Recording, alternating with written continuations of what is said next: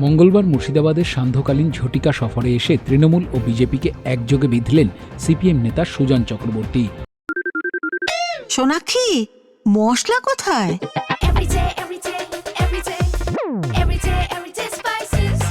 Everyday মশলা, দেশের স্বাদ। বহরমপুরে দলীয় কর্মীদের সঙ্গে রুদ্ধদ্বার বৈঠকের পর তিনি দাবি করেন আসন্ন বিধানসভা নির্বাচনে তৃণমূল ও বিজেপির মধ্যে গোপন আঁতাত রয়েছে।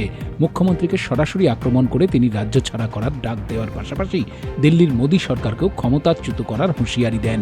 সুজন চক্রবর্তীর এই কড়া মেজাজের হুঙ্কার জেলায় বাম কর্মীদের মধ্যে নতুন করে উদ্দীপনা তৈরি করেছে। ভোটের মুখে দুই শিবিরের বিরুদ্ধেই মেরুকরণের রাজনীতির অভিযোগ তুলে সুর চড়ালেন এই হেভিওয়েট বাম নেতা। বহরমপুর থেকে পরাগ মজুমদারের রিপোর্ট, উত্তরবঙ্গ সংবাদ।